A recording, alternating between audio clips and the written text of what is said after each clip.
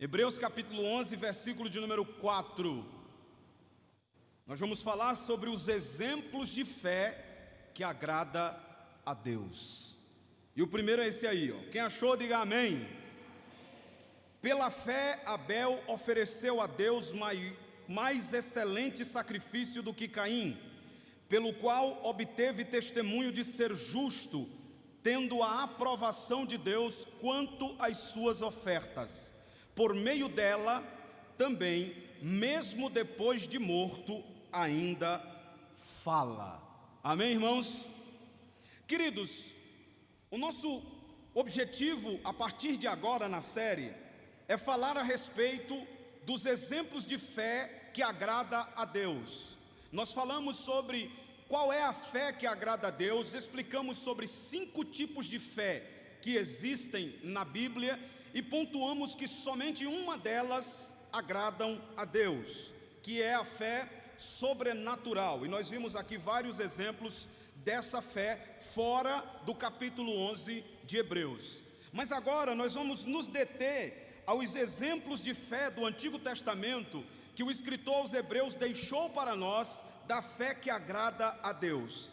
A partir desse versículo de número 4 de Hebreus capítulo 11, o autor ele vai nos mostrar uma grande nuvem de testemunhas que são verdadeiros exemplos de fé que agradam a Deus. E todos esses exemplos de fé aqui, na vida desses homens e dessas mulheres de Deus, citadas no capítulo de número 11, são dignos de serem imitados. Amém, meus irmãos?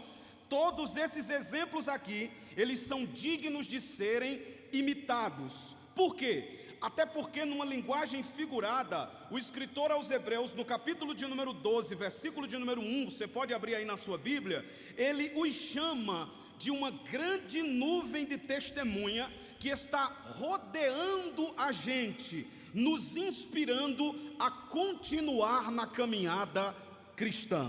Veja que interessante, capítulo 12, versículo 1 diz, portanto, o portanto aí é uma conjunção conclusiva, ou seja, ele não está mudando de assunto, ele está continuando o assunto, do que ele estava falando no capítulo 11, dos heróis da fé, dos testemunhas que venceram pela fé. Aí no capítulo de número 12, versículo 1, ele volta a falar dessas testemunhas na conclusão, dizendo, portanto também nós, visto que temos a rodear-nos tão grande nuvem de testemunha. Veja como é bonito isso aqui.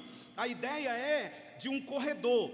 Nós estamos numa carreira, nós estamos correndo como se estivéssemos correndo num estádio, indo rumo a Cristo, indo rumo ao céu, para receber o nosso prêmio. Mas enquanto nós estamos nessa corrida, há obstáculos. Enquanto nós estamos nessa corrida, há muitas vezes fraqueza em nós que quer nos fazer parar. E muitas vezes nós caímos, nos levantamos machucados, porque temos uma corrida longa pela frente. Mas quando a gente quer desistir, quando a gente quer parar, a gente olha para a arquibancada da fé e a gente vê que está sentado lá Abel, que venceu pela fé. A gente vê que está sentado lá Enoque, que andou com Deus e venceu pela fé. A gente vê que está sentado lá Noé, que andou com Deus e venceu pela fé. A gente vê que está sentado lá Abraão, que venceu pela fé. Aí quando a gente pensa em parar, a gente diz, Abel venceu, Noé venceu, Enoque venceu, Abraão venceu, e eu também vou vencer.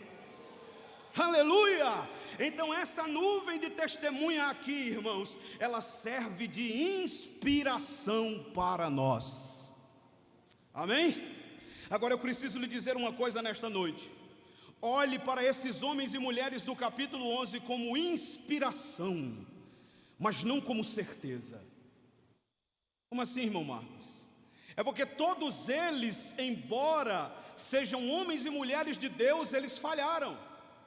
Eles erraram, eles fracassaram, e o que nós temos que imitar deles são os bons exemplos, não os maus. Então use eles como inspiração. Se inspire na fé de Abel, se inspire na fé de Enoque, se inspire na fé de Abraão, se inspire na fé de Noé. Mas quando você tiver que olhar para alguém e dizer, é nesse ali que eu vou colocar a minha certeza, olha onde ele está aí no capítulo 12, versículo 2: olhando firmemente para Jesus, autor e consumador da fé. Você pode se inspirar com a vida dos homens de Deus, mas os teus olhos têm que estar postos em Jesus. Aleluia! Porque se a nossa fé tivesse apoiada em Abel, irmão, nós não teríamos muito material, porque Abel morreu cedo. Se a nossa fé tivesse apoiada em Enoque, a gente não saberia como viver, porque tem muita coisa pouca de Enoque na Bíblia, ou muita pouca coisa de Enoque na Bíblia. Se a nossa fé se apoiasse em Noé, nós fracassaríamos, porque Noé embebedou-se, ficou nu na tenda na frente dos seus filhos, nos decepcionaríamos. Se a nossa fé se apoiasse em Abraão, ficaríamos tristes, porque Abraão mentiu. É por isso que a gente usa os bons exemplos deles como inspiração, mas quando a gente quer viver para a glória de Deus, a gente olha para Jesus, o maior exemplo, aquele que é perfeito e nunca pecou. Aleluia! Podemos nos inspirar, irmãos, com a vida dos homens de Deus, mas sempre devemos entender que a perfeição está em Cristo Jesus, nosso Senhor. É por isso que esses exemplos aqui, os bons exemplos deles, são dignos de ser imitados. Irmãos, bons exemplos são dignos de serem imitados. Veja na sua Bíblia. Vamos começar por aqui, 1 Coríntios capítulo 11, versículo 1. Eu gosto de abrir a Bíblia com vocês, que vocês vão marcando, notando. 1 Coríntios capítulo 11, verso de número 1. Veja o que o apóstolo Paulo nos diz aqui, queridos. Quem achou, diga amém. Dá um tempinho, né? Quem achou, diga amém. Sede meus imitadores, como também eu sou de quem? De Cristo. Veja o que o apóstolo Paulo está dizendo aqui. Eu já vi alguém dizer assim: Paulo está sendo soberbo aí, porque ele está mandando as pessoas imitarem ele. Não, vamos entender o texto. Paulo está dizendo, sede meus imitadores. Por quê? Porque eu, Paulo, estou imitando Cristo. Então quando você imita Paulo, o que é que você está fazendo? Você está imitando Cristo. Não porque Paulo é Cristo, mas porque Paulo está imitando Cristo. E se você usar o exemplo de Paulo, você, assim como Paulo, estará imitando a Jesus. Porque Paulo buscava viver uma vida imitando Jesus. Portanto, ele está dizendo, façam como eu, imitem a Jesus, porque eu estou tentando imitar ele na minha vida. Meus irmãos, nós estamos vivendo um período de tempo em que as pessoas estão querendo imitar os jogadores famosos, não é assim? Ou estão querendo imitar as pop stars, ou estão querendo imitar a última patricinha, ou estão querendo imitar as pessoas famosas deste mundo. Mas eu quero dizer para você aqui nesta noite, o teu objetivo e objeto de imitação é imitar o Senhor Jesus Cristo. Aleluia! Eu sei que você pode admirar pessoas, não é pecado, mas entenda de uma vez por todas, nenhuma dessas pessoas famosas que podem causar em você admiração, morreu por você. O único que morreu por você foi o Senhor Jesus Cristo na cruz do Calvário. A Ele nós temos que imitar, irmãos. E olha que bonito, a palavra imitar aí em grego é mimetes. Vai, diz aí. Muito bem. De onde vem a nossa palavra portuguesa mímica? Todo mundo sabe o que é mímica, não sabe? Enquanto um faz lá um movimento, o outro reproduz. É assim? O camarada está fazendo aqui um movimento, aí ele pede para que o outro reproduza, ou então ele fala alguma coisa para que a pessoa faça uma mímica, para que os outros adivinhem. E você consegue adivinhar o que é a partir dos movimentos que aquele camarada está fazendo pela mímica. Se ele faz assim, ó, vocês dizem, ele está dormindo. Por quê? Porque a mímica está mostrando que aquela pessoa está dormindo. Ser imitador de Cristo é viver de tal maneira que as pessoas vejam Cristo na minha e na tua vida. Entenderam agora, irmãos? Ser imitador de Cristo aqui é tentar reproduzir em mim aquilo que Cristo foi, aquilo que Cristo fez e como Ele viveu aqui na terra. Há um missionário chamado David Livingstone, e ele saiu para evangelizar os índios, e ele usou uma tática diferente da dos outros missionários. Ele disse: na aldeia que eu morar, eu não vou pregar o evangelho, eu vou viver o evangelho, eu vou imitar Cristo. Prestem bem atenção. E como foi que ele fez isso, irmão? Quando as criancinhas vinham a ele, aí ele abraçava as crianças, e quando alguém tentava impedir, ele dizia: não, deixe vir a mim os pequeninos, deles é o reino do céu. Quem falava isso? Jesus. Quando tinha alguém enfermo, ele ia lá e orava pelos enfermos. Quem fazia isso? Jesus. Então ele começou a tentar reproduzir Cristo na sua aldeia, mas não falou quem ele era. É uma prática estranha, eu confesso, mas ele fez isso. E aí ele adoeceu e voltou para os Estados Unidos, e de repente um outro missionário foi substituí-lo. E na aldeia em que Livingstone estava, ele começou a pregar a palavra. Todo missionário faz isso. E ele começou a pregar: olha, quando as crianças se aproximavam de Jesus, Jesus dizia isso. Quando os enfermos procuravam Jesus, Jesus fazia isso. Quando as pessoas falavam mal de Jesus, Jesus fazia assim. Aí de repente daquela tribo disse: pare, Senhor. O Senhor está certo na sua fala. O Senhor só errou o nome do homem. O nome dele não era Jesus. Ele viveu aqui entre nós. O nome dele era David Livingstone. Eu pergunto a vocês: o homem viveu o evangelho ou não viveu, irmão? Sabe o que é que isso fala comigo, irmãos? Vivamos de tal maneira que as pessoas nos confundam com Jesus Cristo aqui na terra. Não para roubarmos a glória dele, mas para sermos semelhantes a ele, porque a responsabilidade do discípulo é ser como o seu mestre. Abra a Bíblia, Mateus capítulo 10. Olha que coisa linda, irmãos. Glória a Deus. Que o Espírito Santo de Deus, irmãos, nos dê esta capacidade de sermos iguais ao nosso mestre. Eu ainda estou longe, irmão. Eu não sei vocês, talvez vocês estão bem pertinho. Mas eu ainda estou longe. Mas também eu não desisto. Eu prossigo para o alvo. Mateus capítulo 10, versículo 24 e 25. O discípulo não está acima do seu mestre, nem o servo acima do seu. Basta ao discípulo ser como o seu. Pronto. Entenderam aí? Aí ele diz mais, né? E o servo como o seu Senhor. Não é para nós estarmos acima de Jesus, mas o texto é claro: basta ao discípulo ser como, igual, semelhante o seu mestre. Glória a Deus. Vamos mais um texto. 1 Pedro, primeira carta de Pedro. Glória a Deus. É bom a Bíblia, irmão.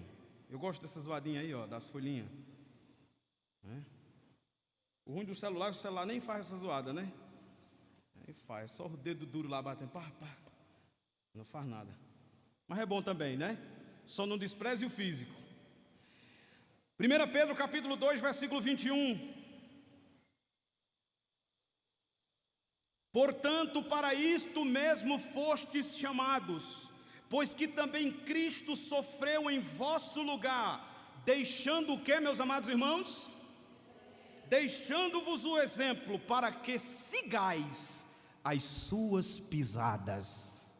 Eita, glória a Deus. A palavra exemplo aqui, que deve ser seguido, que é Cristo, é a palavra grega rupogramimos. Quem tem coragem? 1, 2, 3.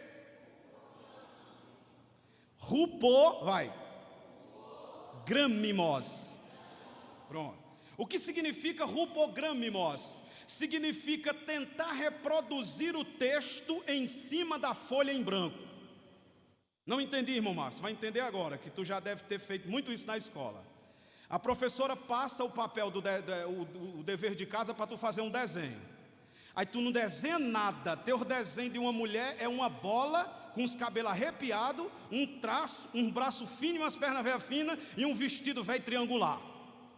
Falei de alguém aqui, não? Falei, né? Aí o que é que tu faz? Tu vai na internet, imprime o desenho bonito, aí bota o desenho aqui, pega uma folha em branco e bota em cima. Já fizeram isso, irmãos? Aí tu pega o lápis, aí a sombra do desenho de baixo vai te dar um norte para tu desenhar o mesmo desenho em cima da folha em branco. Sabe o que é seguir as pisadas de Jesus? É pegar a nossa vida como novo nascido, como folha em branco, colocar em cima da pessoa de Cristo e tentar reproduzir Cristo em nós, esperança da glória. Aleluia! Quando você terminava o desenho, ficava idêntico? Ficava idêntico, irmãos? Não, sempre saía um pedacinho para lá, um pedacinho para cá, né? Nunca ficava idêntico, até porque a caneta que ele usou era diferente da sua. Então mesmo que você reproduzisse quase igual, não era idêntico, porque a caneta era diferente, o papel da impressão é diferente, a forma da impressão é diferente. Então quando você comparava os dois, você dizia, não é o mesmo, mas está parecido. Nós jamais seremos iguais em tudo a Cristo, basta nós sermos parecidos com Ele. Aleluia! Ele quer que nós o imitemos, irmãos. E aqui no texto de Hebreus nós temos vários homens que nós podemos imitar os seus bons exemplos, mas o nosso maior modelo é o Senhor Jesus Cristo. É tanto que Hebreus 12:2, já lemos, diz que Ele é o autor e o consumador da fé. Ou seja, estes homens aqui de Hebreus 11 e essas mulheres, eles e elas tiveram a fé, mas quem é o autor da fé, meus irmãos? Quem é o autor da fé? E quem é o consumador da fé? Jesus. Então a fé começa nele e termina nele, porque dele, por ele e para ele são todas as coisas, glória pois a ele eternamente, amém? Mas vamos voltar para Hebreus, senão eu fico arrodeando aqui, aí pronto, não dá tempo. Vamos voltar para Hebreus capítulo 11. Todo bom exemplo, diga comigo, todo bom exemplo é digno de ser imitado. Todo bom exemplo. Mas vamos ver aqui o primeiro. Olha como começa, versículo 4. Pela fé, Abel. Prestem bem atenção, queridos, que essa expressãozinha pela fé, pistei em grego, significa por fé, através da fé e por meio da fé. Em outras palavras, eles não fizeram nada na incredulidade. Tudo que eles fizeram pela fé, por meio da fé e através da fé. Irmão, e o que isso significa? Significa que se você tentar agir pela força do seu braço, não vai funcionar. Se você tentar agir pela sua habilidade, não vai funcionar. Se você tentar agir pela sua sabedoria, você vai quebrar a cara. Irmãos, nós só triunfaremos se nós fizermos pela fé, por fé, através da fé e por meio da fé. A fé, ela é indestrutível. Você sabia disso? É por isso que Jesus disse, se vocês tivessem fé, como? Não é do tamanho. Você lembra que a gente já estudou isso? Como? Não é do tamanho. Se vocês tiverem fé como um grão de mostarda, vocês diriam a esse monte, passa daqui para acolá, e ele lhes obedeceria. Irmão Marcos, por que não é do tamanho e como? Eu já expliquei, mas só para quem não estava aqui. É porque se fosse do tamanho, Jesus estava cometendo um erro na fala dele. Porque imediatamente ele diz, homens de pequena fé. Como é que ele está falando de tamanho, se depois ele disse que a fé dos discípulos era pequena? Então não é do tamanho, é como. E o que significa? Significa que se a nossa fé for como um grão de mostarda, olha que interessante, o grão de mostarda não sofre alteração. O grão de mostarda não se quebra. Tentaram quebrar o grão de mostarda, não conseguiram. Tentaram adulterar o grão da mostarda, também não conseguiram adulterar. Por quê? Porque a fé verdadeira não é manchada pela incredulidade e nem é destruída. Se a nossa fé for como um grão de mostarda, vai começar pequeno, mas daqui a pouco vai se tornar uma grande árvore. Glória ao nome de Jesus. Então, meus irmãos, quando nós observamos essa expressão pela fé, e ela vai ser repetida várias vezes aí, para vocês terem uma ideia, 19 vezes esta expressão pela fé vai ser repetida no capítulo 11, na versão que eu estou usando, Almeida Revista e Atualizada. E 2 vezes vai aparecer aí por meio da fé ou por fé.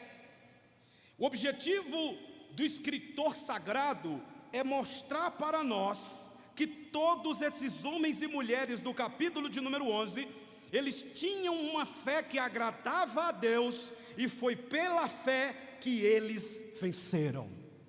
Porque o justo, irmãos, vive da fé. Glória a Deus. O justo vive da fé. Abacuque disse isso: o justo viverá da fé. Por que, Abacuque? Ele diz: porque ainda que o produto da oliveira minta, ainda que não haja vacas no curral, ainda que as ovelhas da malhada sejam arrebatadas, ainda que tudo de ruim aconteça, todavia eu me alegrarei no Senhor e exultarei no Deus da minha salvação. Sabe por quê, irmãos? Porque o diabo pode tirar tudo de nós. Pode tirar bens materiais, pode ou não pode? Tirou de Jó, não foi? Pode tirar até os filhos, pode ou não pode? Tirou de Jó, não foi? Pode tirar até a saúde, pode ou não pode? Tirou de Jó. Pode tirar até a mulher. Pode, irmão? Pode. Porque tirou de Jó. Não, mas Jó permaneceu casado. Permaneceu, mas ela não ficou do lado dele. Ele diz no livro, ele diz: até o meu hálito se tornou abominável para minha esposa. A minha companhia, disse ele, é um caco de telha e vermes. Ele ficou sozinho. Tirou tudo de Jó, mas teve uma coisa que o diabo não conseguiu tirar: a fé. Aleluia! E foi pela fé que Jó recebeu tudo que perdeu em dobro, porque quem tem fé não perde nada para Satanás. Glória a Deus.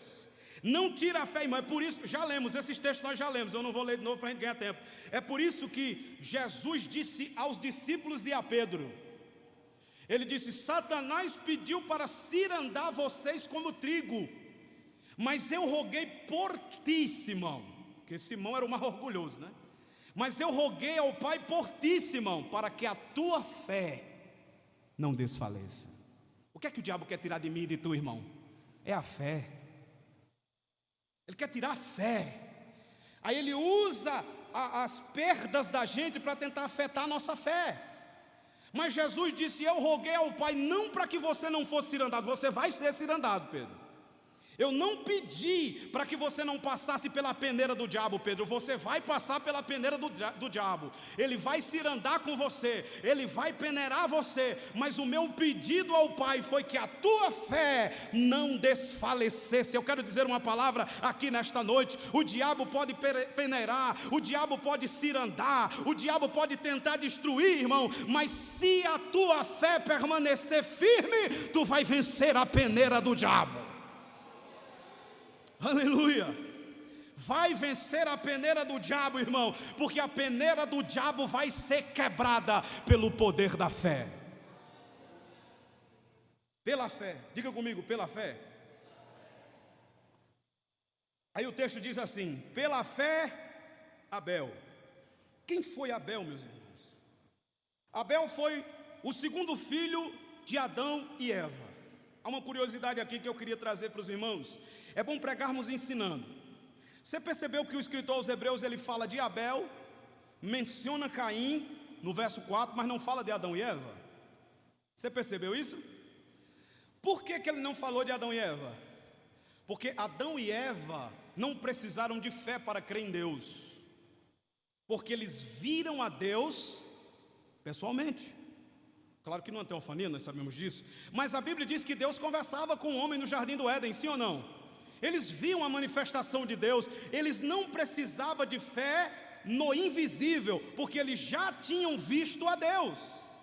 Quem precisa de fé no invisível é seus filhos, Caim e Abel. É por isso que o escritor menciona eles, mas não menciona Adão e Eva. Quem disse isso foi Matthew Henry, uma das maiores autoridades em teologia. E eu achei maravilhoso o que ele falou. Ele disse o seguinte: Adão e Eva não precisavam da fé no invisível, porque eles tinham visto o invisível visível. Mas Caim e Abel não.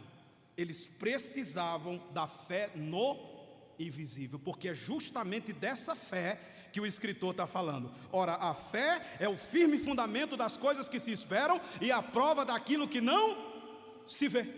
Entendeu agora? Por isso que não foi mencionado Adão e Eva. Agora, quem foi esse homem? Irmãos, o escritor aos Hebreus não nos dá detalhes sobre a vida de Abel, mas o capítulo 4 de Gênesis, versículo 1 a 15, nos fala quem foi esse homem. E a primeira coisa que eu quero trazer aqui para os irmãos é que Abel foi o filho desprezado de Adão e Eva. Irmão Márcio, eu nunca vi isso na minha vida. É só ler a Bíblia direito. Vamos lá? Gênesis capítulo 4. Devagarzinho, irmão. Aqui é como se fosse uma introdução do primeiro ponto. Então vamos bem devagarzinho. Eu quero que você aprenda, amém? Quero que você entenda a palavra. E quando você estiver entendendo, dê glória a Deus, dê aleluia, porque o Senhor está na casa. Amém. Capítulo 4, versículo 1 de Gênesis. Quem achou, diga amém. Também se não achar Gênesis, irmão, né? Coabitou o homem com Eva, sua mulher. Esta concebeu e deu à luz a quem? Aí o texto diz: então disse: adquiri um varão com auxílio do Senhor. Pronto, segure bem aí. A primeira coisa que eu quero destacar aqui, estamos no culto da família, é o perigo do favoritismo entre filhos. Aqui, meus irmãos, nós vamos ver um favoritismo de Adão e Eva com Caim e um desprezo para com Abel. Só para vocês terem uma ideia, o nome Abel, ele significa vaidade, sopro, fôlego, coisa passageira. Eu pergunto aos irmãos, quem é o pai aqui, irmão, que vai dizer assim: bota aí o nome desse menino aí, vaidade? Vocês davam o nome desse, irmão? Como é o nome dele? Vaidade, sopro, passageiro. Bota aí, bota esse nome aí. Agora, o que significa o nome Caim? Caim em hebraico significa o adquirido. Olha, está vendo o favoritismo aqui? Quando Caim nasceu, aí Adão e Eva disseram: pronto, está aqui o adquirido de Deus. Do Senhor eu adquiri um varão. Aí, ou seja, esse Caim aqui, para Adão e Eva, era o esmagador da cabeça da serpente. Vocês lembram que o Senhor Deus disse em Gênesis 3,15: da semente da mulher virá um que esmagará a cabeça da serpente? Lembram disso? Quando Caim nasceu, Eva disse: é ele. Ele vai ser o homem que vai esmagar a cabeça da serpente. Eu alcancei um varão do Senhor, eu adquiri um varão do Senhor. O Senhor me deu o varão que vai esmagar a cabeça da serpente. Bote aí o nome dele: o adquirido. Só que aí nasceu Abel. Como ela já tinha o adquirido, quando Abel nasceu, disse: e esse aqui? Disse: não, esse aí é vaidade, é sopro. Vocês estão entendendo aqui o favoritismo? Isso aí é coisa passageira. O problema de Eva é que Eva achou que Caim seria o esmagador da cabeça da serpente, mas Caim se tornou amigo da serpente. Olha o perigo, irmãos. A serpente era Satanás, Apocalipse 12:9, e a serpente é chamada de maligno em 1 João 5:18, e em 1 João 3:12 é dito que Caim era do maligno. Então o filho que Eva pensou que ia esmagar a cabeça da serpente foi amizade com a serpente. Porque existem famílias, aqui não tem não, irmãos, mas essas pregações são gravadas. Existem famílias que o filho mais ruim é o mais adulado. Tem ou não tem, meus irmãos? O mais infeliz é o mais adulado. O mais terrível, a serpente, né? É o mais adulado. Aí vem a desculpa é assim, ó: não, mas é porque você é sempre tranquilo e você não dá trabalho, eu tenho que dar mais atenção ao perigoso. Isso é conversa, irmão. Deus não aceita isso dentro de uma família. O amor dos pais para com os filhos devem ser iguais, porque nós somos imitadores de Deus e Deus não faz acepção de pessoas. E isso causa um trauma muito grande no coração dos filhos, irmão. Filhos desprezados pelos pais têm dificuldade de serem pais no futuro. Vocês sabiam disso? Que eles têm medo de reproduzir o que aconteceu com eles com os seus filhos. Isso é perigoso. Mas aqui é assim, irmão. Aí Caim nasceu, a Eva diz: pronto, aqui está meu filhão aqui, ó. Sabe o que é mais interessante? O Caim que ela julgou ser o mais elegante, o adquirido, o top, foi o mais desgraçado daquela família. E aqui está um peso, irmão. Porque Eva e Adão, ou Adão e Eva, fizeram favoritismo dentro da família. E por fazer favoritismo eles perderam os 2 filhos. Porque Caim matou Abel e fugiu pelo mundo. E os pais ficaram sozinhos. Porque quando uma família faz favoritismo entre filhos, eles perdem os filhos. Sério, né, irmãos, isso aqui? Então muito cuidado, irmãos. Quando você for dar um presente a um, dê o outro. E se não tiver como dar os 2, então não dê a ninguém. Não é assim? Fica todo mundo chupando o dedo, acabou essa conversa. O elogio a um deve ser o elogio ao outro. A cobrança a um deve ser a cobrança ao outro, para que não haja favoritismo. Mas se há alguém aqui entre nós esta noite que sentiu esse desfavor dentro da sua casa, eu quero dizer para você que quando os pais da terra rejeitam, Deus, que é o Pai nosso que está nos céus, nos acolhe, nos honra e nos dá vitória. Aleluia. É por isso que Davi disse: quando meu pai e minha mãe me desamparar, o Senhor me acolherá. Salmo 27, versículo 10. Ele não rejeita. Agora esse favoritismo é perigoso. Eu vou dizer de novo para ficar gravado. Caim nasce, ele diz: esse aqui é o adquirido. Abel nasceu, e esse aqui? Esse aí é a vaidade. Isso aí é o sopro, isso aí é respiração. Manda-se embora, eu não estou nem aí para ele. Agora veja mais. Abel foi desfavorecido e desprezado na sua profissão. Olha como é bom estudar a Bíblia, né, irmão? Às vezes a gente lê assim rapidamente e não presta atenção nos detalhes. Deixa eu fazer uma pergunta aqui para a igreja inteligente. Caim era o quê? Ele trabalhava com o quê? Quem sabe me dizer?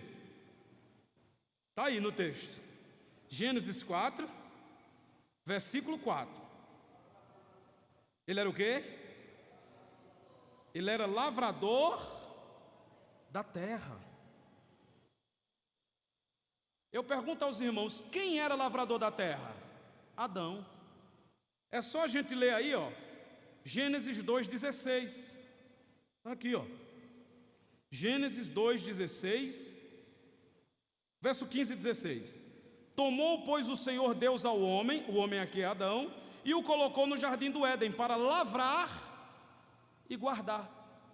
Em outras versões está cuidar e guardar, que é a mesma coisa. Então quem era o lavrador da terra? O lavrador da terra era Adão. Quando Caim nasceu, e esse emprego aqui era um emprego privilegiado, irmão, quero que vocês entendam isso.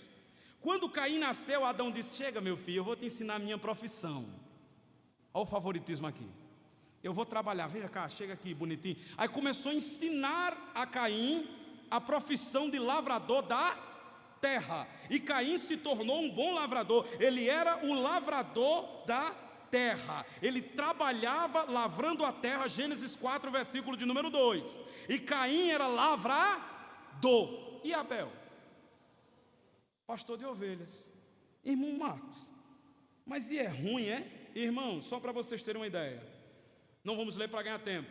O trabalho de pastor de ovelhas, ele era humilhante. O trabalho de pastor de ovelhas na cultura de Israel futuramente foi exercido por escravos. Nós encontramos isso em Gênesis 31, versículo 38 a 42, que é quando Jacó vai trabalhar de escravo para Labão, e lá ele é pastor de ovelhas. Quem trabalhava pastoreando ovelhas eram mulheres. Isso era humilhante para um judeu trabalhar pastoreando ovelha, já que quem trabalhava pastoreando ovelha eram mulheres.